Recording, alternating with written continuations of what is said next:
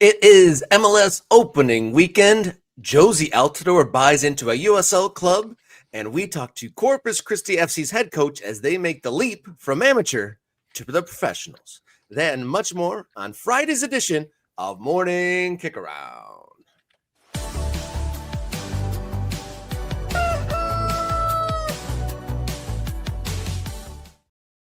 Hello and welcome to the show. You found your way to Morning Kicker on the show where we dot the map of the ever-changing American soccer landscape. My name, Robert Kerr, local soccer guy. And to my side, my partner in this adventure, Mr. Jason Davis, radio soccer guy. How you feeling? Are you recovered from the marathon hangover from our amazing show on Wednesday?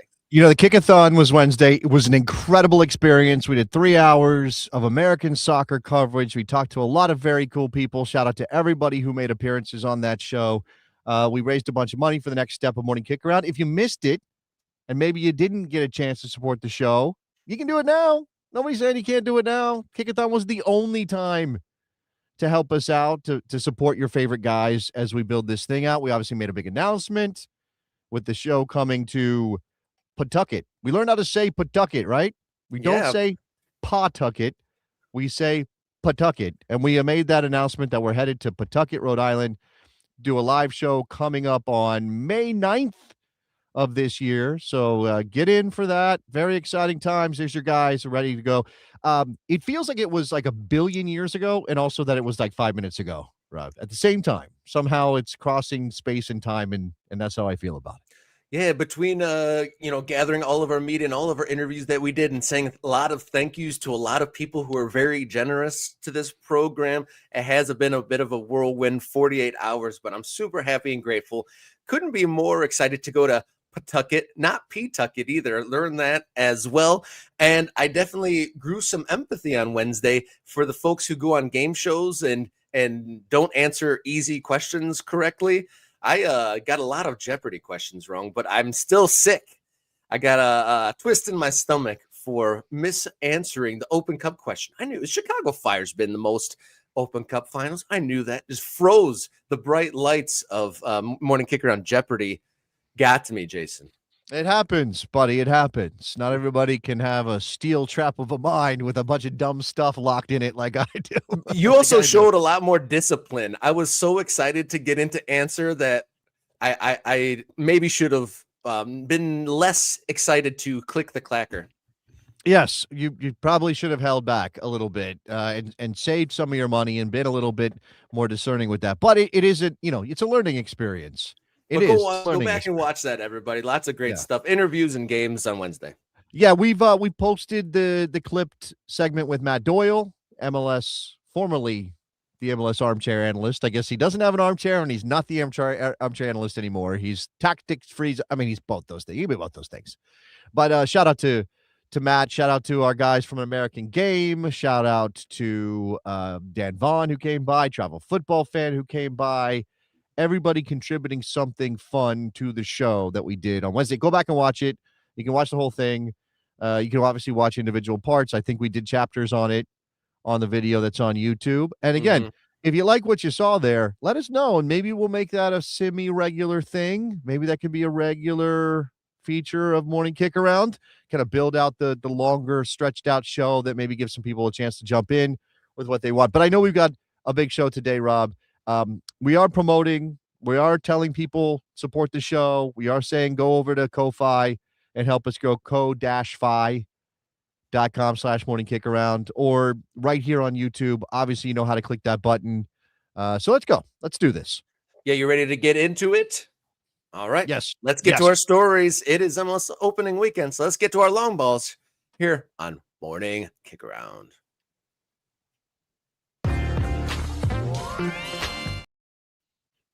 Oh, and we're back. It is so exciting to be in MLS opening weekend. We jump straight into it here on the show. So a huge slate of games on the way. We talked to Matt Doyle earlier in the week to see what he was thinking about it, but we have the 16-hour days of watching soccer are back. Premier League in action, but Major League Soccer is back. Opening weekend is here. It's going to be headlined, no doubt, by Inter Miami taking on LAFC. But what else is on your minds? What is catching your eye with MLS in 2026?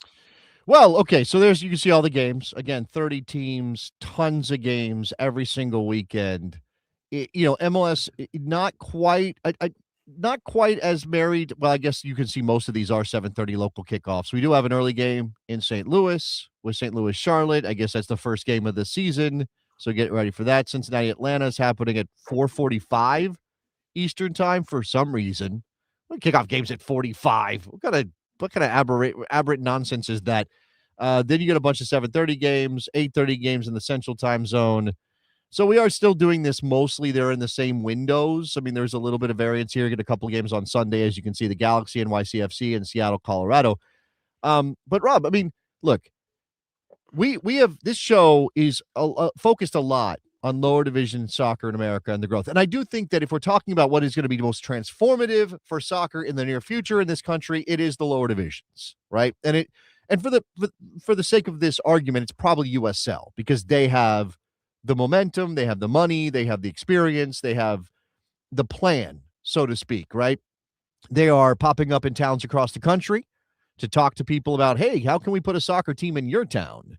They have a stadium, or maybe we'll build one. Like they're doing that thing. I mean, we're going to get into more of this soccer startup mentality later in the show in a fascinating way, but they're doing that, right? They're out there. The pure number of teams that the USL can launch through its divisions means that most of the growth in the near future is going to be driven by lower division soccer. But MLS matters, right? It's still very important how MLS does.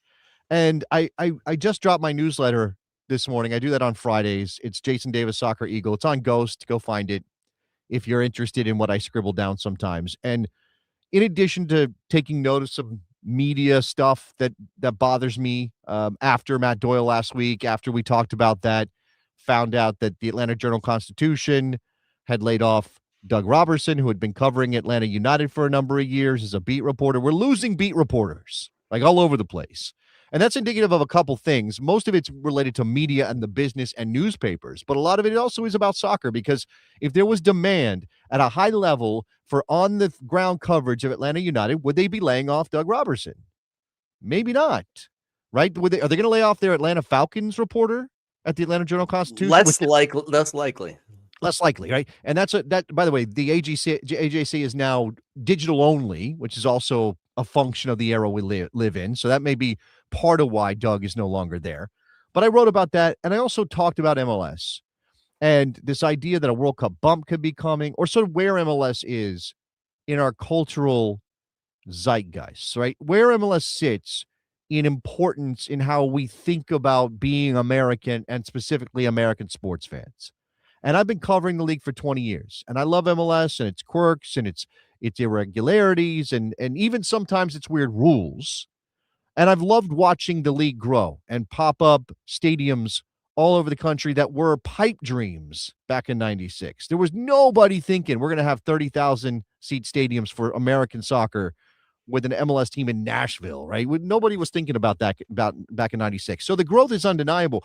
But when we talk about what matters to American sports fans, or what's in the discussion that kind of just floats in the air, I don't know how to define this, but you know what I mean, Rob? Like what people used to say, the water cooler. Like what were people talking about around the water cooler on Monday, Bob? Like that's what people used to say. It kind of still is that, but it's obviously more disparate and more fractured because of digital media and the like. But the NFL, the NBA, if you have those teams in your town, or even if you don't, obviously college football in certain places, right? Football, basketball, baseball to a certain extent, obviously still the longest running professional sport we've got. Those things are kind of always there to grab onto as identifiers for people wherever they live. You can kind of go into any bar in the country and sit down next to somebody and be like, hey, so you see the game? And what are they going to say? Oh, yeah, I watched the Sounders last night. That was great. No. Probably not. Maybe that would only happen if they were wearing a shirt. It might lead you to believe and give you an opening, but it's not a given. That's right. American soccer remains a subculture. Yeah. And I know some of us like that, right? And raise your hand in the chat right now if you like that American soccer is a subculture and you would actually not want it to be mainstream in the way the NFL, the NBA, Major League Baseball are mainstream. I'd be willing to bet a lot of people. I know there's a strong streak of that in places like Detroit, Michigan, for example. Like, I know there's a lot of people there who don't want soccer to be made, don't want their team to be MLS, don't want their team to be, big time, because it's theirs. It belongs to them. It's special. And I get that. But so that's the thing, that as the 31st season of Major League Soccer launches tomorrow, in a moment when people are very, very cognizant of how MLS has tried some things that haven't worked, right? Apple TV deal, breaking through in television. It came up with Matt Doyle when we talked to him on Wednesday. He mentioned how MLS has got to figure out how to get the TV people watching because they just haven't been able to do it. And I'm not sure they can. Like, I think this is Sisyphean. It's a good word for this. They push the boulder up the hill, the boulder rolls right back down the hill. It doesn't mean there's not growth. It doesn't mean there's not success. It doesn't mean that MLS doesn't matter on some level to a lot of people, Rob. It can. It can be just under the surface. But Stephen A. Smith ain't talking about MLS on a regular basis. I mean, I know he also might run for president, which is very scary. But do you know what I'm saying? What I'm saying? Like this, and again, I don't know that I need MLS to be more than it is, but there's always this tension about whether MLS can break through that way. And again, Son in LA, Messi in Miami, they're playing each other this weekend. We have these stadiums, we have new clubs. San Diego was a massive hit, and yet it still feels like MLS is always going to be a second-class citizen when it comes to sports. Yeah, and I think that may just be how it is, really. And I really enjoyed how Matt Doyle articulated that F1 Premier League, or not F1, but Premier League, NFL, and NBA are one of the only last entities of monoculture that exists, and in every other league around the world in any sport is really trying to play catch up. But it also led me to believe does it have to be for a fan, for enjoyers of it? Like, obviously MLS is a corporate entity, and in capitalism, corporate, they want to grow, and they keep on having to add, grow. But for the enjoyers of it, does it really matter if MLS gets 5 million viewers to the game? Right. And that's an individual choice. Right? It comes down to the individual person. And let me share some thoughts. So John was not raising his hand that he wants American soccer to remain subculture. John is ready for MLS and maybe not MLS. I don't want to speak for John on that level, but certainly American soccer to break through and become as big as some of these other sports and become part of the mainstream. George is saying mainstream is how we dot the map. I don't know that that's necessarily true in the short term, but over the long term, for the health of soccer, you kind of imagine it has to. But again, I think that's a closed shop. Like, I think that the theory I have about where we are culturally, and this is not just limited to sports, but where we are culturally is the things that were the furniture before we fractured into a billion media spheres, right? Before anybody with a camera and a microphone was able to launch a media channel, right? Because that's what this is. Like, we don't have millions of people watching us. We're not on the traditional legacy media outlets, but we're here broadcasting and people are choosing to watch us. That means they're not choosing to watch ESPN right now, right? That means they're choosing not to watch things that are historically much bigger and more important. So if you weren't established when the fracture happened, you ain't getting in. I think MLS missed that window. I don't know that they could have gotten through it, to be honest with you, where they were back 15 years ago when things really started to kick off in this fractured media way. But certainly now, that idea of suddenly we're going to become part of the general conversation of sports, I just don't see it. And I mean American soccer, but I also mean even the Premier League, which gets a little drip here and there. Because for the general American sports culture conversation, the Premier League is still foreign. And it's never going to really become that. Now, the World Cup can. This is why we come back to what Pablo Maurer wrote at at The Guardian. Let me get that right. At The Guardian about the potential World Cup bump. The World Cup, for a brief moment, like a supernova in the sky, can get some attention from the general conversation, from the people that talk about the NBA and the NFL and in Major League Baseball on a regular basis and those stories. But it will eventually fade away. I don't think it's going to be a long-term massive impact that the World Cup is going to bring all this new excitement to the domestic product. I think we are kind of locked in. It doesn't mean there won't be something, but don't look for, oh my God, so many people are coming to jump on the MLS bandwagon after the World Cup. I think those things are separate. Yeah, in that piece, Pablo really outlined some of the the thought behind why corporations think that there's this automatic bump, like, if we invest in soccer, World Cup happens, boom, collect the underpants, sort of a formulation to it. But a lot of those metrics come from coincidentals, other things that are going on. They reference the '07 MLS season as a watershed moment after the '06 World Cup, but it also had to do with the arrival of David Beckham and the addition of Toronto FC. So there's other big things happening in conjunction. So partnering and like being in the momentum of having attention there, I think will do something. But to say it's the panacea that all of a sudden we're going to go from level 6 alert to level 10 is, I think, maybe a little bit foolish. But I think in towns that are like the teams are forming in our world, the map world, I think that people that are like have a vague idea that there's a stadium, there's a team coming, isn't there? Sure. Right? They might start to maybe do some more Googling about their local team when the World Cup comes. Right. And I've seen some of the people I follow on LinkedIn who work in soccer media and soccer business, the soccer business, marketing, things like that, will tell you that most Americans, don't live. I mean, look, we have big population centers and people do live in around cities that have MLS teams, but there are lots of people that are not represented in that regard. So that's what I mean, where that's the growth potential right now. Unfortunately, we live in this very corporatized, the media, or the way people think about launching these things is not the organic bunch of guys get together and start a team way that it could have happened 120 years ago. So that is very different. And it applies a different sort of feel to all of this. And again, we're going to talk about startup soccer here in a little bit. And that is a thing that kind of turns you off, but it's the way it has to be. Like, I don't know that there's any way around sort of what's going on here, because we are not, you can romanticize it all you want. We are not going to approximate the way that the English pyramid formed. We're just not going to happen. It's done. That is not how this works anymore. But it doesn't mean growth isn't coming. So as for MLS, again, are people aware? Are people excited in any regard? And whether you love or hate MLS, right? Certainly, I've seen Riverside Grove express this idea. If mainstream means corporate, homogenized, billionaire-centric, profit-only, and detached from community, then no, I don't want soccer to be the mainstream. Okay.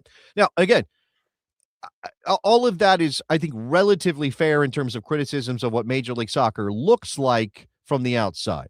I would also say, though, that, again, the realities of the sports business, the realities of running any professional sports enterprise, but especially soccer, kind of need the billionaires. Like, that sucks. And again, Matt Doyle referenced Das Kapital on Wednesday, and what our feelings are about wealth disparity and things like that. But if we're talking about the livelihood of American soccer, if you want these teams to last, billionaires being involved is actually a good thing. It's a good thing. Yeah, in a way, yeah, and we're kind of a victim of where we're entering the place of soccer as a professional entity. Like overseas, in the Premier League, those teams are all getting bought up by billionaires and wealth funds. But that was a natural progression. It started from a grassroots thing, went all the way up. But we're starting now at that late stage capitalism part. So we're starting at the billionaire class to start these teams now. But going back to like what your opinion is and your thoughts of MLS relevance now, I think that also boils down to the animosity that some people might have with Major League Soccer. I think a lot of the time comes in areas that don't have a team. Because I'm in a state that's never had a Major League Soccer team, obviously in Michigan. And so I didn't think much of it at all until I moved to Chicago, obviously in that Major League Soccer city. And the appreciation for the league goes up when you live within there. It doesn't seem as barriers when you're there, and it feels real when you are there and an in-person experience. But with the way it's a closed shop, it seems like if you're not in those cultural centers or those population areas, then you are almost irrelevant to this league that is taking up all the corporate money. And again, it's taking up a lot of the eyeballs, but it isn't including all the people from all the places that don't live in those. That explains partly why MLS is so intent on expansion, why that's been such a driver of MLS's growth, right? And again, the allegation is, this is the only way you make money, through expansion, and that's how you pay back the previous investors through expansion. And so your business, your soccer is not really valuable in and of itself. It's the pyramid scheme, right? It's the Ponzi scheme kind of idea, right? But that is also a function. What you're talking about is a function of how MLS was not MLS, American soccer and professional soccer was not entrenched in American identity before it came onto the scene. Like you could, the league had to start somewhere. It starts in '96.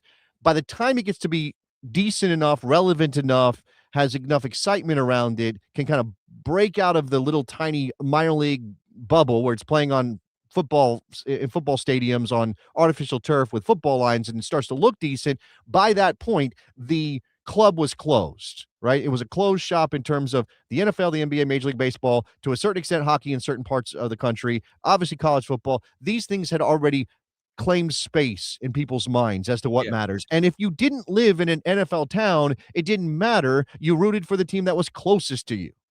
I know a lot of people from Oregon who are Denver Broncos fans because they weren't going to root for Seattle because that's everybody from Portland hates Seattle, but they'll root for the Broncos because they're not that far. They're very far away, but that's what and they don't have any compunction about that. They don't think twice about it. I'm a Broncos fan. I'm not from Denver. I'm from Portland, but I'm a Broncos fan because that was the team that geographically with my rivalry with Seattle made sense to me. People weren't doing that with soccer because they didn't, again, it wasn't sort of passed down. It wasn't this thing that had cultural momentum.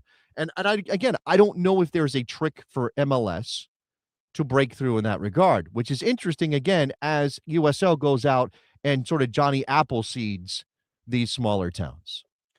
I'm curious to get this opinion. I haven't spoken to very many people that live in Nashville or Cincinnati, but what is the perspective of the teams that went from USL to Major League Soccer? Did your experience or your love for the team change in any way? Or is it just a soccer team in your town and they just happen to change leagues? And there are purists who would say, oh man, it doesn't matter. I want to root for my team. And maybe I don't want my team to be overly corporatized. I don't want to be part of the MLS machine. I don't want to be, Don Garber, all that stuff. But the vast majority of Nashville and Cincinnati soccer fans were thrilled when their team got into Major League Soccer. They were ecstatic about it. And again, you can say, well, that's not how it's supposed to work. You're supposed to win your way up. That's how we do it in soccer. It's not how we do it in America, right? You are tilting at windmills. I'm sorry. That's a fact. Now, again, we can work on a better system, and we can hope that the USL, for all their self-interest in growing this thing, is ultimately going to affect some sort of better community connection to clubs. And again, with some movement, effectuate, that's not the word, but like create this environment of it's going to feel better that my team is in the second division because I know I can win my way to the first and vice versa, right? But again, the way professional sports work in America, and this is not MLS's fault, is that franchises in a closed league represent their towns, often their regions. And if you are a Nashville fan and you were like, oh, we got a team in USL, that's great. And they said, hey, we might be going to MLS. Oh, that's way better. I want to go to MLS. Now my team has a 30,000 seat stadium, state of the art. Now we're signing guys like Kenny Mukhtar. Now we're getting in, players that, have shown a level above what I've used. I mean, again, I don't know if the quality of soccer always matters, but that vibe of MLS is the pinnacle still exists. Yeah. I mean, there's an appreciation. There's a lot of different ways soccer can look, right? You referenced, maybe anti-MLS statement to Detroit, but say imaginary, a billionaire came down in 2005 and Major League Soccer came to Detroit back then, would have Detroit City FC would have spawned from that. Who knows? But I think there would be an appreciation for whatever club, whatever league that was created in. Obviously, Detroit City FC became a unique and amazing American soccer story of their own, made their own path to professional soccer. But who knows what that path and what people's appreciation for Major League Soccer would be here in Michigan had MLS arrived first. All right, before we get too late into the mix, what do you got? We're running out of time, Rob. I thought we were going to get into something else, so I'm a little annoyed about this. Can we save Soccer Startup for post interview today, because this is not going to get enough time now, and I do want to dig into what we found, what I found through other people about some. Again, this kind of fits in with this vibe of people want to start soccer teams sort of outside the MLS structures. Are those always good and earnest attempts to do right by soccer? Are they more about startup startup companies culture, that kind of thing? Yeah, so if we are going to hold off on our soccer startup topic, while we wait our top of the hour guest, we should. We're jumping right in. There we No, go. this is just on Jozy. Well, we have time to talk about Jozy, Rob. I don't know. We have other stuff to talk about. We have a store. We've gotten donations. We have other stuff to talk about. But Jozy Altidore, American soccer legend, buying in to the Oklahoma City ownership group, set to be in the USL Championship in 2028. The city's got on board with this ownership group to build a stadium right there, kitty corner to where the Oklahoma City Thunder play. So some big names and some important partnerships lining up for OKC in the USL. Jozy Altidore, big name to go on there. Yeah, again, you were asking this before the show, and I guess we should acknowledge that Josie's probably not putting in, $50 million or something. That's probably not the investment here. There may be some money going in. He may get a share of the club and also brings his name recognition and his image to the table as value to OKC. Remember, this is the stadium they want to build there in Oklahoma City.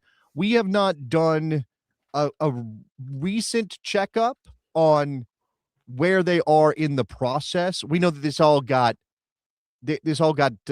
approved, that there is movement in the right direction. I believe the funds are there for the club and the city to invest in the team in Oklahoma City. What's so weird, what's so interesting, not weird, but fascinating about Oklahoma City is that obviously it's an NBA town because a team moved to Oklahoma City. Now That's a whole nother kettle of fish, yeah. Defending NBA champions, right? So they got that thing, but they don't have a lot of other big time stuff kind of swirling around. They got college sports, obviously University of Oklahoma is a big college football program. So I don't know I don't know how big a deal. Okay. I don't have a sense of it. I mean, how big a deal the OKC soccer club can be. And they don't have a name yet. We just have this, and they want to open the stadium in 2028, and that will coincide with the launch of the club, correct? Yeah, I'm interested to see what name they go with because they still are using the OKC energy domain and whatnot, and that's still on some of the visuals surrounding this project. But on the press release and the references now, they're saying OKC for soccer, indicating that I think a name change is going to come for this project here in the future. And wow, I mean, that would be an impressive, I think that looks like a U-shaped three-sided stadium. Seems like that's kind of in vogue with this new generation of stadiums here. And yeah, again, what Jozy's investing in is people who know what they're doing. Korczewski's involved. He used to be at USL headquarters. Now he's the major driver behind this from an organizational standpoint. Obviously, they have the stadium plan, Rob. It's currently planned for 10,000 seats. Ooh. Remember, USL wants to launch the first division. Currently, the PLS professional league standards as dictated by U.S. Soccer. And yes, Riverside Grove, I know. You don't have to say it. I know. Okay. He's got a habit. But the PLS currently require 15,000 seats for a first division club. I don't know that they have a current plan to expand to that. So this is interesting in that regard. Like, do they kind of box themselves in a little bit? Or will there be waivers given? Let's say OKC wins the second division. Will they be given an opportunity to go to the first division on a waiver? That kind of thing. They're, according to what I'm reading here, most recent update on what this is going to look like, 6,700 seats, give or take, general admission, 1,500 safe standing seats. So they do want, and I think we talked about this, they want to build one of those super steep supporter ends with safe standing. It was it them that said they want to provide a stands with the closest view to the pitch? Was that them or maybe Ozark? I think you're right.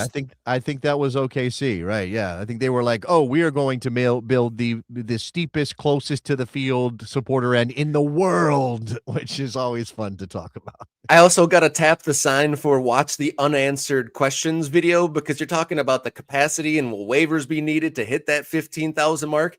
That'll be a wonderful answer to get if there's going to be any cooperation on the waivers. Will the PLS rules change? Like, teams are building whole infrastructure plans. Hopefully the clubs know what is going to be expected of them so they can change in their plans. An indicator of maybe they won't amend them too much is Detroit rearranging their to-be-built stadium to go from 12 to 15. Same with Louisville increasing theirs. So maybe they're not super confident that the waivers on the PLS requirements for capacity at these stadiums will be changed, but would love to get some sort of official notes or inclination of what the cooperation is between the federation. If they're going to amend PLS, are they going to distribute waivers like crazy to teams as they get to PLS standards? Answers that we do not have questions we don't have answers for just yet. And fingers crossed that those things come to light as we continue in this process. But Jozy Altidore, club owner, putting his money and his business into USL in Oklahoma. And as we wait for our guest to join us to talk about the jump from amateur status to professionals, go ahead. Let me throw in one more thing on this. So pull back the curtain for a second. All right. So this is me. Do you open it like this or you pull it back? Okay. Anyway, the curtain is open. We have reached out. I have reached out to Jozy Altidore, and not going to claim to be a friend of Jozy Altidore, but I have interviewed the man many times, going back to like 2011 when he was playing and getting him on my original video podcast. It wasn't a video situation, but on my original podcast, The Best Soccer Show. So I've reached out. His people need to know that we've got a reach that is worthy of Jozy's time. So we're going to maybe ask for a pressure campaign. Like if you pressure him. Yeah, pressure Jozy, pressure OKC, get Jozy Altidore on Morning Kicker. Now look, I could send those numbers and maybe things would happen and we might have other avenues. I'm not going to claim I'm like I lack resources to move forward on that. I'm just saying it'd be fun if we were like, oh, everybody's yelling at Jozy to go on Morning Kickaround and we got Jozy now. That would be fun. Yeah, I mean, we're not saying to pepper them with requests to go on your favorite soccer show, but maybe we are. I don't know if your kids do this. You have a little bit more age separation, but when my kids really want something, they gang up and just start chanting whatever it is they want. It's like dessert or ice cream, and that's pretty hard to ignore for too long. So Jozy Altidore on Morning Kickaround would be pretty great, and see what his approach to this whole entrepreneur getting into club ownership and seeing what his prospects are and what he wants to get out of it and what drew him to USL. Lots of players, though, getting involved in various expansion teams and expansion projects across the country. We could probably do a whole video on just American players that are attached to various teams across the country. There's a generation of that happening, which I do think is a fascinating thing. And I'm actually was going to say this earlier. I'm surprised it took this long for Jozy to be part of an ownership group anywhere. I've heard rumors for years that Jozy was interested in being part of a club launch somewhere. So here he is joining OKC. That's and again, remember Russell Westbrook's already part of this group too. So they have some athlete star power behind it. Yeah. Athlete star power and get that name out there. We're talking again about OKC. So Plant is working at least on that very shallow front. But as we move along, we talked about the great stuff, and we're very grateful for the contributions on Wednesday's Kickathon. We raised some money and we added almost 60 new members to the MK Ultras. Fantastic stuff. We announced we're going to do On Location in May out in Rhode Island, but we didn't talk about this today. We launched the Morning Kickaround shop. So we got 3 different styles of gear. We got a Dot the Map, we got a Morning Kickaround, and we got a Clank the Clanger design. So you can see it on the Morning Kickaround YouTube page. You scroll all the way over to the right. There's videos, live posts, and then there's shop. But then you can also go to Morning Kickaround's storefront at fourthwall.com and might get myself a hoodless sweatshirt with Dot the Map on it. We work pretty hard to put together some good stuff, and I'm very proud of the Dot the Map design. I'm definitely going to get that for my whole crew. Yeah, that I got to get some. I got to get some shirts for the family. I got to get some of those hoodless sweatshirts. I actually my 17-year-old does love himself a nice hood, so he might get a hooded sweatshirt rather than a hoodless sweatshirt. Does he ever chant for ice cream or any other things that he wants to demand his way? No, he's 17. He bothers me. He does bother me, but he doesn't do that. He is currently just very locked in on his Super Mario Brothers hooded sweatshirt. So I'm gonna have to like encourage him, like to maybe move on from said hooded sweatshirt. Not that I have anything against Super Mario Brothers. It's just like, hey, mix it up. Like, come on, guy. Like, why is the same shirt every day? All right. You are tuned into Morning Kickaround, recapping our marathon session. And another big update that we had, a huge announcement we had, is Rhode Island on May 9th. We are going to be out there, Jason, me and you and the MK Ultras. Let's all narrow in on Pawtucket, Rhode Yes. Island, May Let's go. 9th. RIFC versus the Tampa Bay Rowdies. That would be exciting. Get to explore an area of the country I've never been in. Only ever been to East Coast airports. Never got to experience New England or the East Coast at all. So on top of the soccer ring, It's going to be I'm very interested in the travel aspect too. Culture shock for our Midwestern friend, Robert Kerr. He's going to But I'm also English, and I've everything that I've heard that is culturally unique about it is very English mirroring. So I don't think I'm going to be like, oh my God, I'm going to lose my hair without it because of this. Well, I don't know. I think New England is its own unique place, and you're going to be very like, what is happening? Why are they doing whatever that is? I don't know. We'll see. It could be fine for you. I'm sure it'll be fine. We're going to have a great time. I was just yesterday talking to my wife about this trip because she's very much a planner and an organizer. And she's like, so what are you going to be doing on Thursday? What are you going to be doing on? That's not how she talks. She'd get very mad at me if I made. Okay. She was asking me, I want to make sure we get out to eat some good food. I hope that we can gather together, the ultras, the show, and maybe do something while we're there. All right. I see our guest is arriving and getting settled in. So we're going to talk about one of the unique things happening in American soccer this year amongst the teams going from USL2 amateur status to the pros. We're going to talk to the coach for Corpus Christi FC next up here on Morning Kickaround.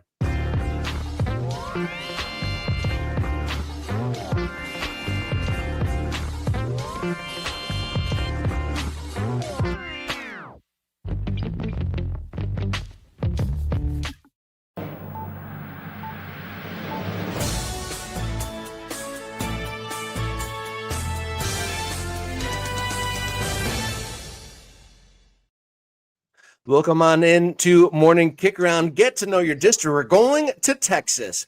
Corpus Christi FC are going pro in 2026. In just 22 days, the Sharks kick their first ball as professionals. Welcome in to talk about this process. We got head coach Ayman Zayed. Welcome into Morning Kickaround, sir.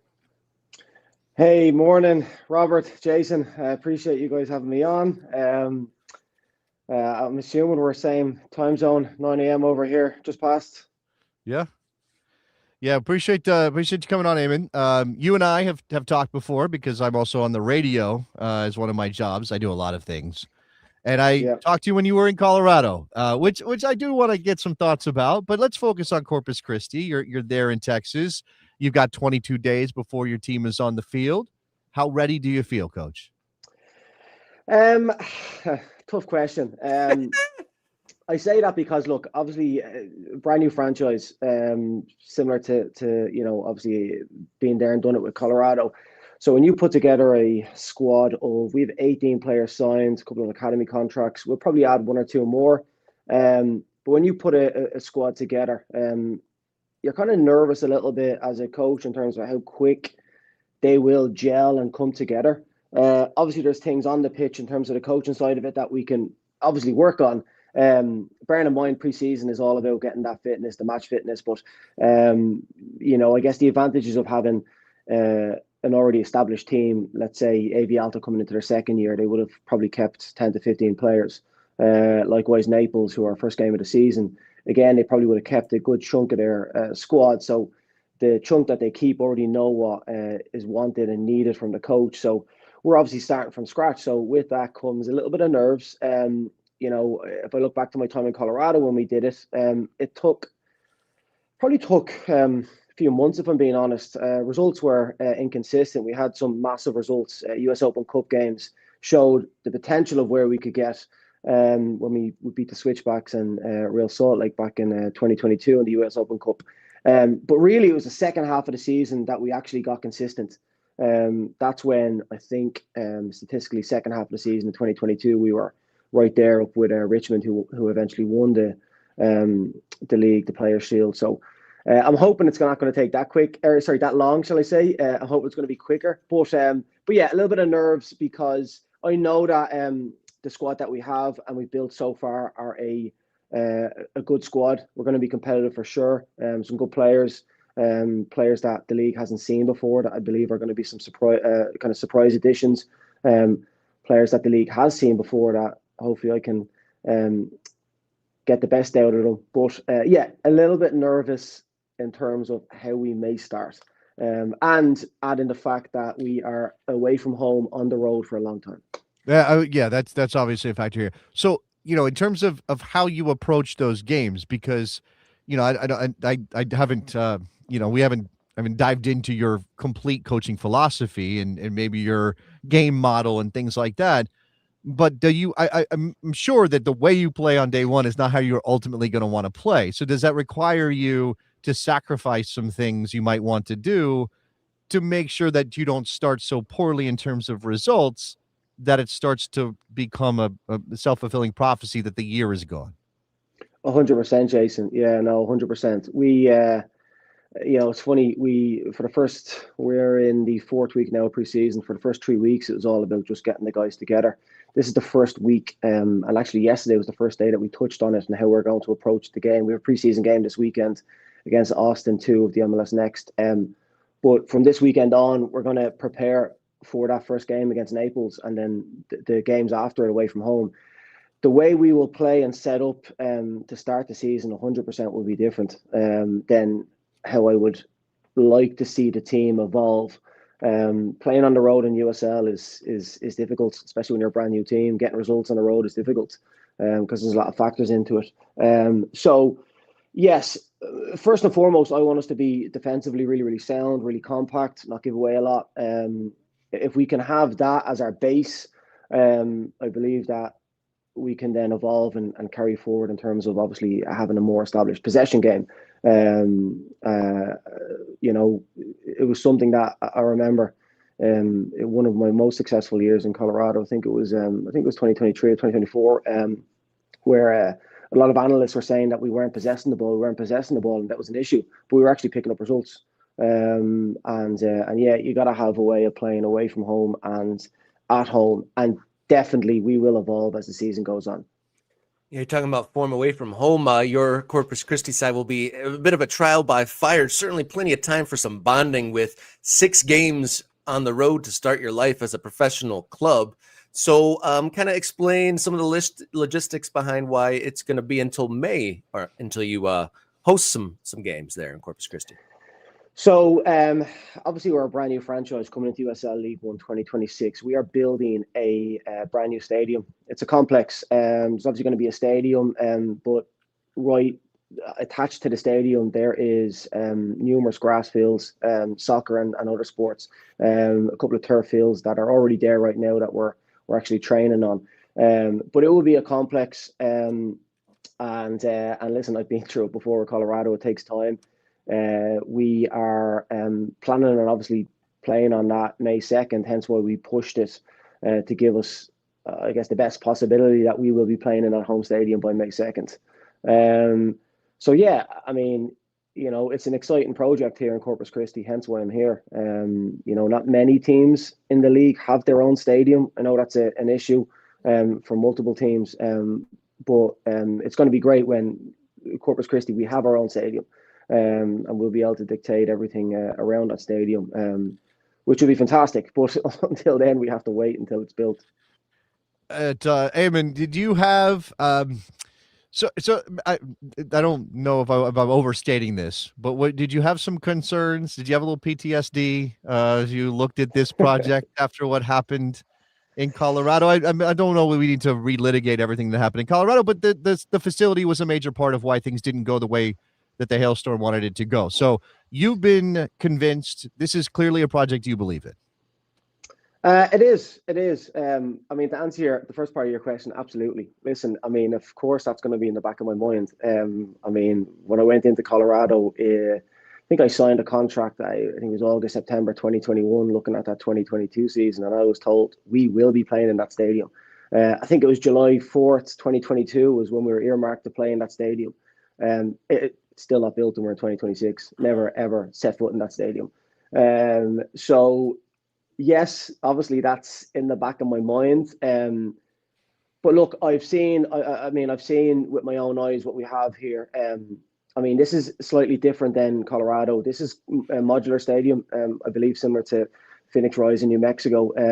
All the pieces to put up the stadium have arrived. I know that much. And they've started construction on it. So with modular stadiums, it takes 10 to 14 weeks to put up the biggest part of it. So I am not concerned to answer that part of it. But yes, 100% that's in the back of my mind because I've been through it for 3 to 4 years with Colorado. So yes, it is in the back of my mind. But no, I have full confidence here that this will be done and dusted and built, and we'll have something fantastic here. You've been coaching here, obviously, for a while. We just talked about your tenure, a successful tenure, should be noted, at North Colorado Hailstorm. What have you seen from the landscape, from your perspective as a coach, of where the landscape looks now in USL League One compared to when you first started your journey here? Yeah, it's a good question because it definitely has evolved. I mean, I won't bore you, but I can go back to 2019 when I came into USL League One in the inaugural year with Chattanooga Red Wolves. I actually came in as a player coach under Tim Hankinson. Not many people, I don't think, realize that or know that, but I went in with Tim Hankinson as a player coach in 2019, and that was, I mean, I remember the first game we played against North Texas, and we had created we basically looked at getting players that had played at a higher level, whether that was NASL back in the days or USL Championship, I guess higher divisions than a third division. And we put together a squad, a team, and it was probably average age, I'm going to have a guess, at 26, 27. And we thought we were just going to pass teams off the pitch. We thought we were just technically better, more intelligent. And then we played North Texas in the first game of the season. Very, very young squad, looking at the list of players going, who are these players? A young Diego Pepe making his debut up front for North Texas. Breck Evans actually marked me in that game. Who's in the league now he was with me in Colorado, Naples last year. He's with Portland now. Listen, Diego Pepe got a hat-trick after 50 odd minutes. They were 3-0 up and they absolutely boshed us. I mean, they just literally played around us. It was the athleticism, the youthfulness, the transition-based football that we weren't expecting. And that was a massive kind of wake-up call. That was USL League One back in 2019. Very young. I would say definitely transitionary. It's still transitionary, but really, really young. Obviously, had MLS, I guess, next teams or reserve teams. Since then, it's definitely evolved. It's definitely gotten. I believe it's definitely gotten stronger. The caliber of players. It used to be, maybe one or two players or a handful of players would come down from USL Championship. It was almost frowned upon going to USL League One. That's how I felt anyway. Now it's just more and more common that players, will maybe try to reestablish their career in USL League One or look to maybe get their foot in the door there. So I believe USL League One it's evolved to average age. I think now is 26. I think it's definitely a stronger league. I think teams are definitely more competitive. I think you look at, over the last couple of years, Jägermeister Cup, League One Cup. I think we've changed the name. You look at US Open Cup fixtures between USL League One teams and USL Championship teams, and there's not a gulf anymore.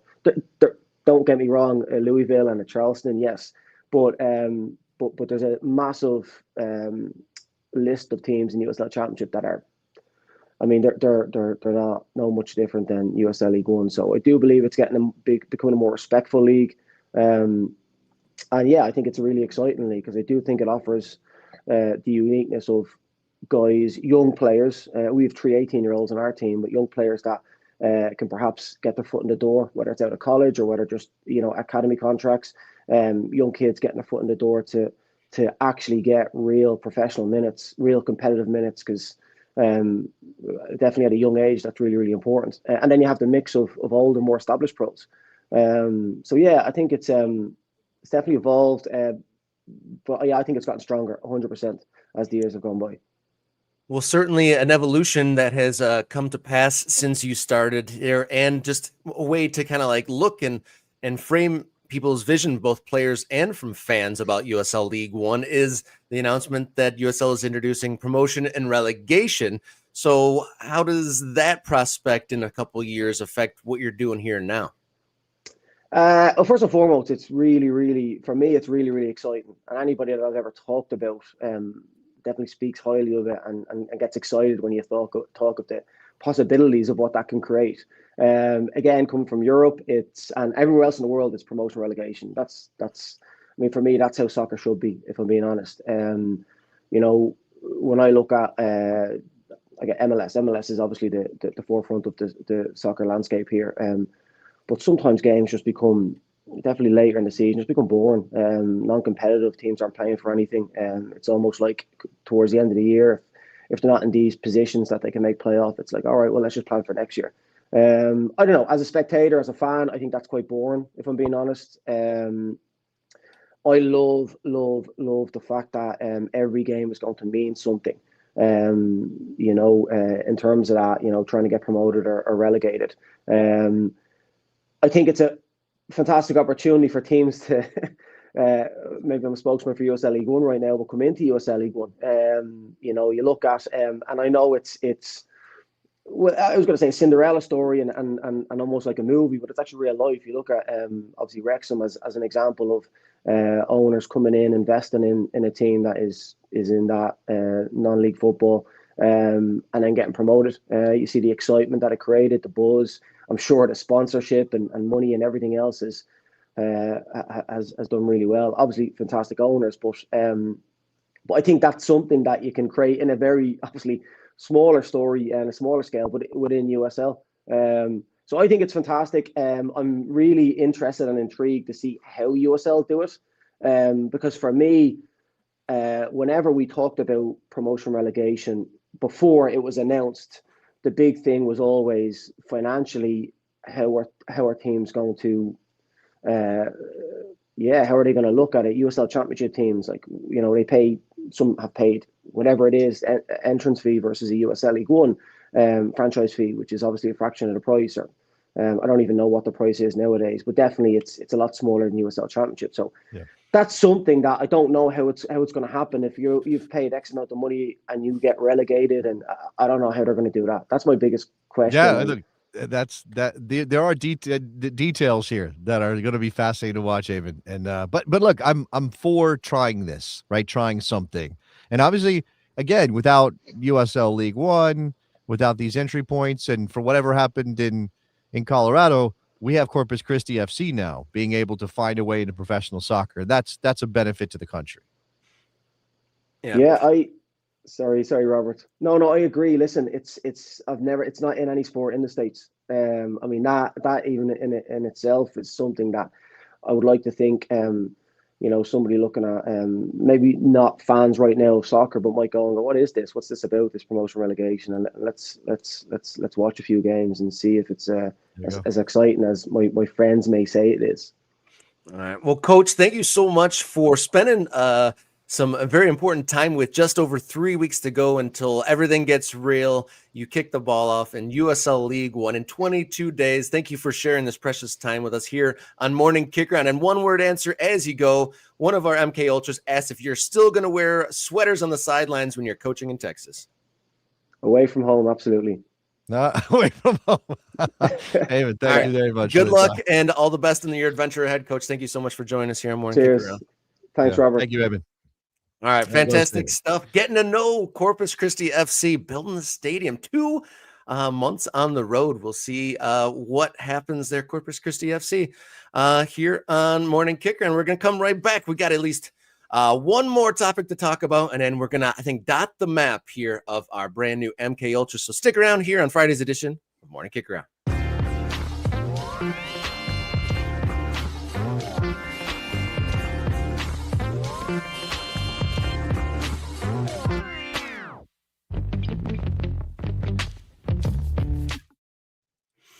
All right, welcome back in to the end of Friday's edition of Morning Kickaround. And something we didn't get to earlier in the show, there's an entrepreneur trying to bring a new team to the USL market, and he's boasting that he's doing it in 30, 60 days. What do we make of this effort in Massachusetts? American soccer is weird, Rob. It is a weird place. Okay, so, let's acknowledge a couple things. Let's acknowledge, that American soccer has always been the Wild West. There have never really been restrictions on somebody coming up with an idea, pushing themselves as some sort of mover and shaker that's going to bring professional soccer. I mean, you can go all the way back to the ASL days. You can obviously go back to the NASL 1.0 days when lots of people were like, I'm going to start a soccer club, and then team folds after 2 years. Right, this has always been a thing. Northern Colorado is a good example, actually, after talking to Eamon Zayed. Yeah, successful on the field, but other things didn't let it work out. Big ideas, get lost in the sauce, fail to get their details, make a lot of big promises, and ultimately fail. So this is not new, but there is a certain type of soccer entrepreneur that I think is relatively new, and this is an example of one. And again, sort of let's talk about, let's a little bit of disclosure. Did not know this existed until this morning, Rob. You and I are just finding out about what this is because can I be honest? Yeah. I saw it and didn't believe it. I thought it was just an influencer thing. I saw it and rushed by it. Maybe you thought it was like the English guy that tried to squat on all the trademarks for the old NASL clubs and was going to launch a league, and he's going to bring real soccer to America and all that. What was that guy's name? Doesn't matter. Who cares? The matchmaker. But along those lines, Yeah. So right. So this speaks to what this is, that you did not give it time and attention because you didn't think it was worth your time and attention. For better or worse. I mean, I'll eat my words if he produces a team, but I didn't put too much stock into it. Yeah, and why would you? Again, this is the environment we live in, and this is not just soccer, but obviously this is our area. So this is why we're paying attention to it and why we care about it. So I came across it through a USL thread. There was a piece written by Chris Kivlahan at Midfield Press, I think is where his stuff lands. And he was identifying some markets where USL could put clubs in order to meet some of the USL or the first division requirements under the PLS, right? That was the conceit of the piece, which was basically like Dallas. Oh, you already got a team in Dallas. Great. Atletico Dallas. New York. Maybe you can put another. No, you got Cosmos and Brooklyn FC. Great. You need to put a team in LA, a USL team in LA. It was all big markets. He was focused on big markets. And then somebody said, hey, somebody wants to bring a team to Boston. And I was like, what? I didn't hear that. A USL club in Boston? Really? Boston? So anyway, this is that. It is called currently Mass Rising, and you can see there, let me get rid of my my bookmark toolbar. You can see there it says marising.com is the website. First of all, it reads very weird to me. It doesn't read it means I think of health problems. Marising? Man, Marising? Okay. Oh, look, we've got the person who posted the link to Mass Rising who's watching the show this morning. Thank you to Pat. Not an ultra. You're still going to get on screen today because you did you did put this out there for us to find. Okay. So I'm showing you the website here. USL expansion, Massachusetts, 2027. It does say League One. So let's properly frame this as a League One enterprise. So the lowest level of professional soccer currently available in America that isn't NISA, right? NISA is a whole other thing. Now, there are apparently 1,500 founding supporters for this, and you can get in early. Now, you scroll down, Massachusetts loves soccer. It's never had a club that loves its back. that loves it back. All right. That's a shot at the Revs, I guess. Provocative. That changes now. And by the way, there have been women's soccer clubs in Massachusetts. Maybe they didn't last the way they should have. And yes, one's coming back. Anyway, we get some, like, this is all when I say boilerplate, what I mean is like any startup company who is kind of vaporware for the moment, meaning there's not really a tangible thing to sell. It's more of an idea. Like we're building, like, just kind of putting it out there. I want to do this thing and I know what I'm doing. You should give me money to make it happen. That's what this feels like, right? So he's got some bullet points. By the way, we do have an identification on the person who did this, right? This is Brian York. And I don't know Brian. And maybe we should put this out there, sort of a right to respond kind of thing. Yeah. If Brian York comes across our discussion about what he's doing and wants to respond to any of this or talk about the substance here, he's more than welcome to. I hope he understands, though, why we are looking at this and going, okay, is this real? What are we talking about here? Look, rooted here, owned by Massachusetts people. Supporter-owned clubs are a great idea. They are not technically allowed under the PLS as currently constituted. Is that one of the our most under studied aspect of the PLS? Is that supporter-owned clubs being not allowed? I would say everybody but Peter Wilt. Peter Wilt has put a lot of thought into that. In fact, we've had Peter Wilt on this show. It goes back a while, talking about this very issue. Peter is very much a guy who believes we should have supporter-owned clubs in America and that we need to change the rules so those are allowed in professional leagues.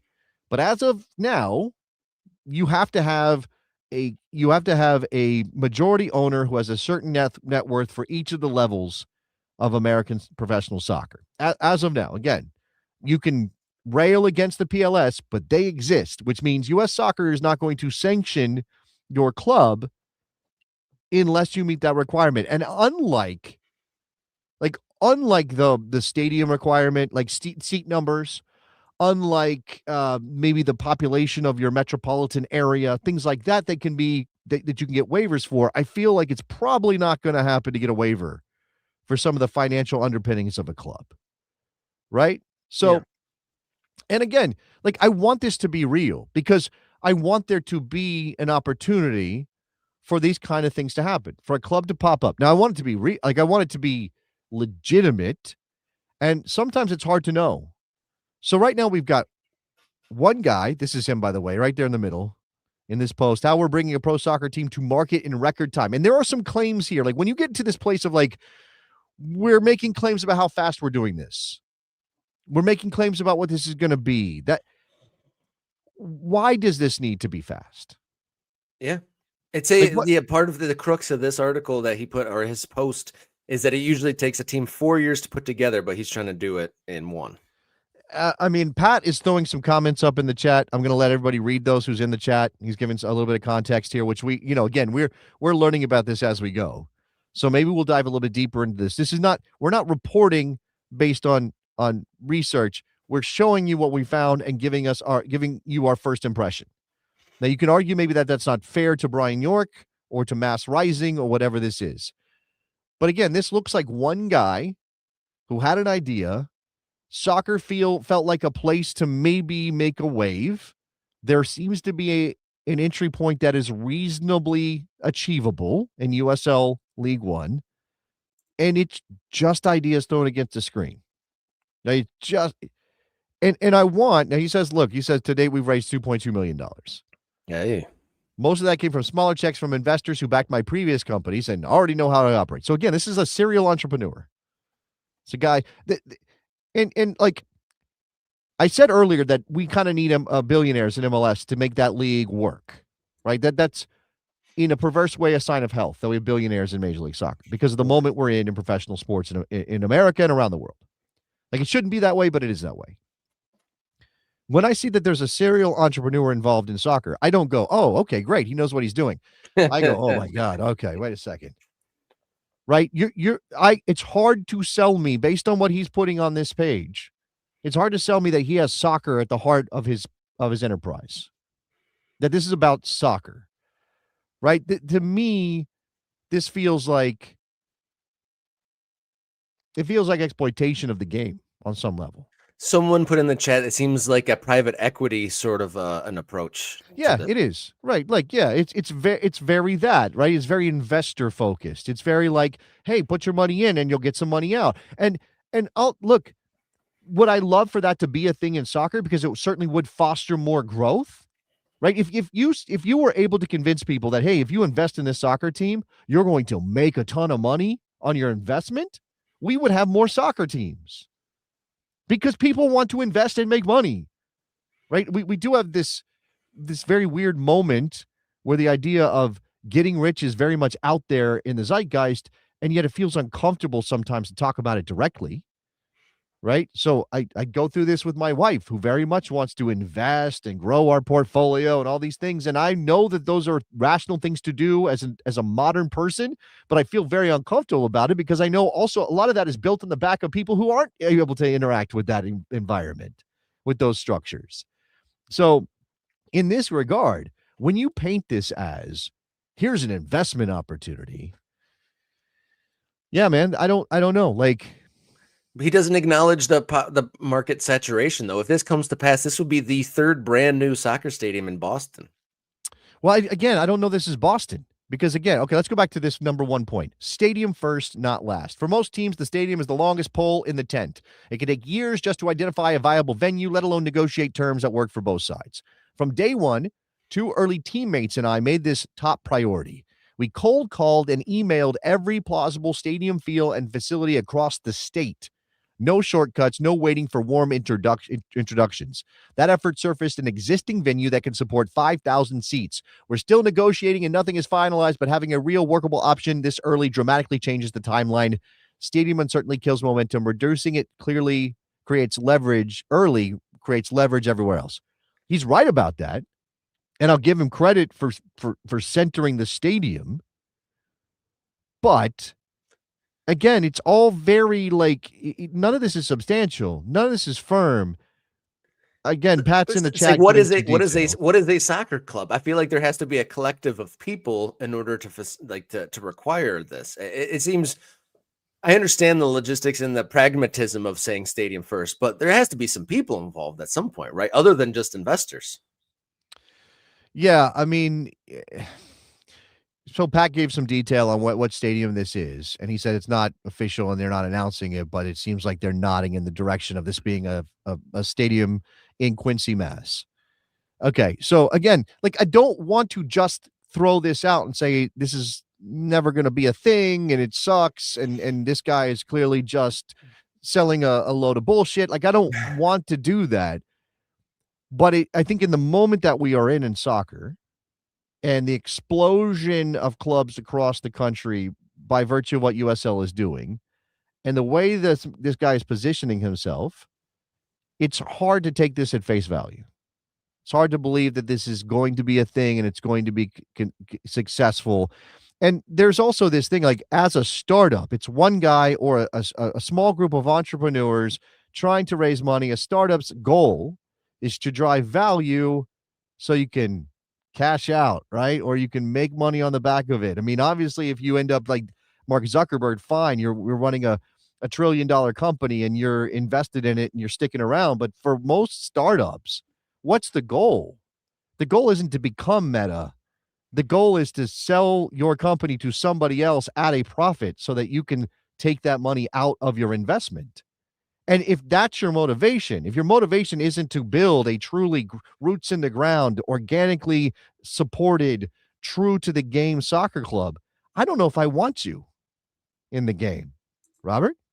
No. Like, and look, again, there can be different flavors of this. And you know, like, if you go and read some of the stuff that OKC for soccer has put out, or you look at some of these other, you know, again, we spent a lot of time with AC Boise on this show. We spent a lot of time with Atletico Dallas on this show. These are effectively the same thing, right? They're startup soccer clubs. Yeah. But they seem to be rooted in something different in the way they are approaching what they're doing. And it's a character thing. It's a color thing. It's a personality thing. This doesn't feel like an actual soccer club. At least not to me. And when we get kind of hammered down into the whole pro rel conversation and the wide expansion of USL, I think it comes down to, are soccer clubs really a profit making entity? Are they even supposed to be a profit and making entity? And people are like, pro rel can't work because how are you going to make money? And, for the most part, a huge percentage of the world soccer teams are not profit making things. Most clubs need an owner that's just willing to like open his wallet and just pour it out for the sake of the club. But there's a whole philosophical approach that we have here, or at least the modern approach to sports is definitely making money. And it seems tricky, other than like the whole, start up and hope to sell it on to big money later. That seems the way this is forming. But I have to push back a little bit on the Boise commentary. There was a whole youth system, and the founder there like kind of had a home base in Boise. No. And was trying to grow that up. And then obviously, yeah, the professional side's a startup, but it was based on something. No. Rob, I'm saying that Boise is different. That Boise is what we want, whereas this feels, again, like vaporware, like somebody's propping something out of nothing, not for the benefit of soccer in the place that they want to put the team, but for the benefit of themselves. Right? That's what I'm saying. Boise is different. Atletico Dallas is different. Those people are from there. They are they were very conscious about what they wanted their plan to be. They've done everything they can to connect with their communities, and they're doing it in different ways. Right? Atletico Dallas seems to be pretty edgy and street focused and culture focused before they ever put a team on the field, where I see Boise maybe a little bit more tied in with existing soccer structure, right? Mm-hmm. Boise people buying into a Boise soccer idea. And those are different markets too, right? They're going to have different characters. Of course they are. Here, by the way, is the stadium that is rumored to be the stadium that this guy is looking at, Veterans Memorial Field in Quincy, Mass. So, we're talking about essentially what is a high school sports stadium, field. I don't know. There we go. That's a shot. This panorama kind of makes it hard, to really get a sense of what it look. There you go. That, a little bit of. Oh, we had some. Is that Hootie the Blowfish? It might just be. Oh my gosh! Well, now I'm sold. If Hootie played there, that's a perfect. And they play across there too. Of course they do. It's Massachusetts. Anyway, again, I want to be fair to Brian York or anybody who wants to start a soccer club. But I do think it matters how you position your effort, right? I do think it matters whether you are doing it or at least presenting yourself as doing it because you care about the game and that place needs this team for the identity, for the civic pride, for the things that make sports what they are. Like without any of that, there is no saleable, no potential money-making enterprise in Massachusetts. If we didn't have the weird social and emotional bonds we have with our sports teams, there wouldn't be anything to build on and potentially exploit in terms of investment. So maybe at least turn in that direction. And maybe this website was never meant to be for soccer fans. Maybe it was always meant to be for the investor side of it. But it's out there for anybody to see. And again, in this moment that we're in, we have to be careful and have a little bit of a jaundiced eye when it comes to this. Yeah, we'll see how that all plays out, and we'll see if we talk further about Mr. Brian York and Mass Rising here. We've gone a little long today, and we've had lots to talk about with Major League Soccer kickoff this weekend. Jozy Altidore buying into a USL club. We talked to Corpus Christi FC's head coach about going from amateur to professional. Now, does that leave us anytime? Do we have time to dot the map, or is that a push till Monday? We can dot the map real quick. Give me a second to pull up the map. I do want people that have joined us, and I know we've got a lot of people who joined via gift subscriptions that were handed out during the Kickathon on Wednesday. Thank you for those of you who gave gift subscriptions. Again, the reminder should be if you got one of those, it's good for a month. So make sure that you re-up. Make sure you slide us a couple of bucks so you can keep your subscription and remain part of the community. And I think what we need to keep that club for the people that are supporting the show. So the Discord access for now, but not Discord access forever. Is that Is that a way to say it, Rob? Yeah, I think that's a great way to say it as well. And as you work to pull up the map, I'll also say that amongst our things that are brand new this week is the Morning Kickaround merch store. And that's for anyone, obviously, it has nothing to do with memberships, but another new aspect of the show. Get t-shirts and hoodies and whatnot. Yes, support. Has our Get a beautiful hooded stuff on it. sweatshirt. Get a hooded sweatshirt. Get a t-shirt. Support the show. Throw us a couple of bucks here via super chat or sticker. Give us a couple of bucks on Ko-Fi, which is obviously a place you can support the show as well. And we get to keep more of that, which means we get to put it back into the show and make the show better. Reminder again, I know you promoted this a lot. We're going to be in Pawtucket, Rhode Island we're going to be right across the border from Massachusetts. Maybe we go check in on Brian York. But we're going to be in Pawtucket, Rhode Island on May 9th doing our live show from Rhode Island FC versus Tampa Bay Rowdies. One of the gems of lower division soccer, that stadium there in Pawtucket. Very excited for that. We're going to tour a little bit the Blackstone Valley and taste the food that is on offer and see the culture and the history that is offered. That is like one of the first places that American soccer really bubbled up in a professional way. Fall River's Marksman, not too far away from there. Some other industrial based things happening in that area. So I do want to explore that. So yeah, let's dot the map. Oh yeah. So new folks, welcome on in. Thank you for joining the membership for the channel. And thank you for those who also logged into the Morning Kickaround Discord server. Set an alarm. I'll definitely ring the alarm, but for like 3 weeks or so, remember to re-up and become an ongoing MK Ultra with that gift membership that over 50 folks received on Wednesday. So going to the map, and if you are in the Discord, put your city in the the map thread. All right, you ready? Yes. Quad Cities. Yeah. So we got Jose from the Quad Cities, which is right on the border of Iowa and Illinois.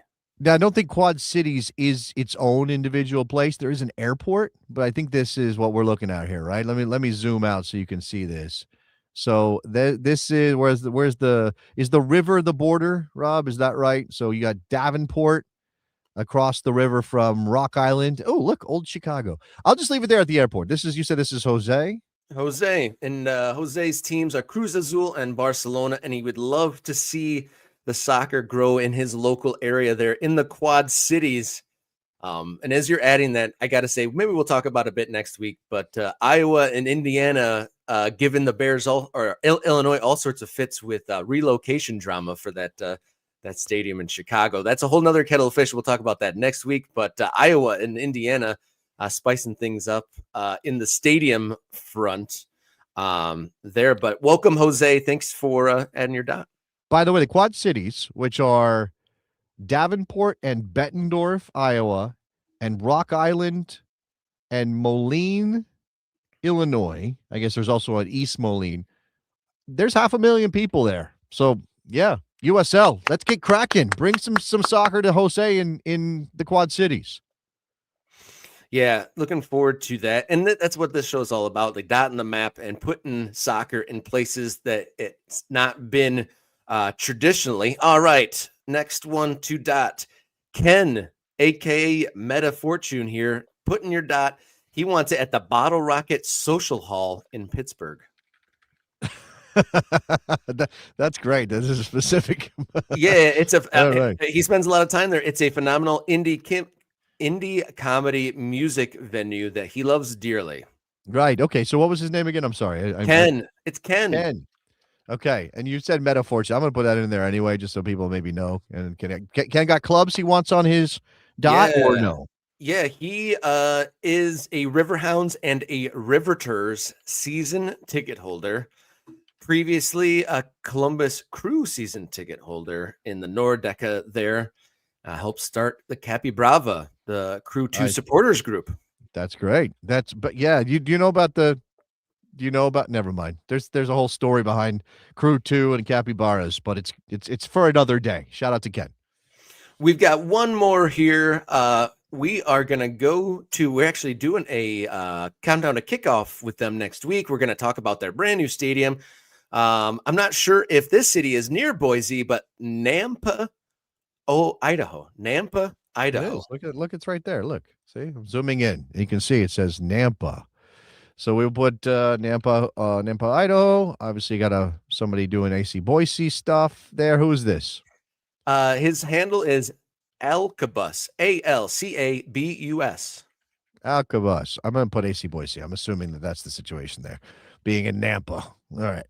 That we go. is not too much of a stretch to do that. We've got a couple intros. Do you want to hear some of our soccer stories? Our soccer Is that for everybody, or is that for only the ultras in the Discord sharing their personal stories with other ultras? Yeah, why don't we do that? We like to put them in the spotlight, so maybe we'll save that. But if you want to learn about some of our MK Ultras, we got some fascinating stories, people involved with lots of stuff. Obviously, we just dotted Ken, who started a supporters group and was a season ticket holder at a few, and then lots of great ones. So people brand new to the game, and then people who've been doing it for decades. A really great community going on at the Morning Kickaround Discord server. MK Ultras, rich in soccer, both enthusiasm and knowledge. Yeah, look, American soccer is kind of a small place. We've got lots of fans and lots of people love the game, but it's kind of a small place. And so it's like a usual suspects. Like there are people that have followed me and interacted with me via stuff I've made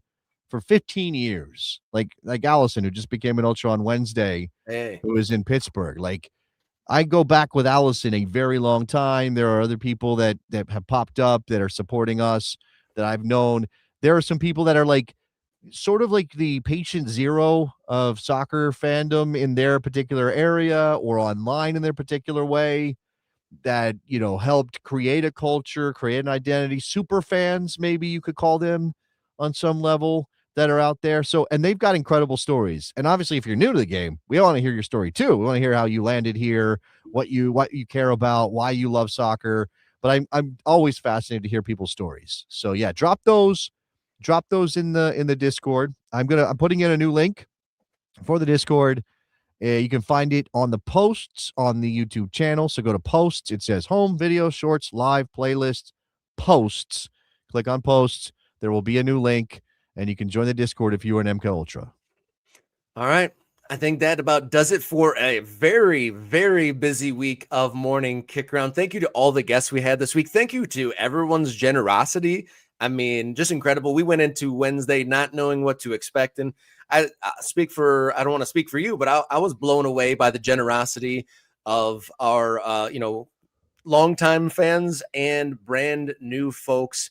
Throwing money out of their own pocket and energy and time and attention and putting it our way. We couldn't thank you enough. And then by the time we're here live again next week on Monday, real soccer is happening, Jason. We got through it. Should we celebrate ourselves for getting through another off season? Maybe we should. I also have an update. We're going to add one more dot to this map. So let me pull up the map again. I know you were ready to close the show out. I'm stepping on your hosting duties. Hey, this is actually one of my favorite things to do is dot in the map. So I'll excuse your move there. Okay, so I see Bill.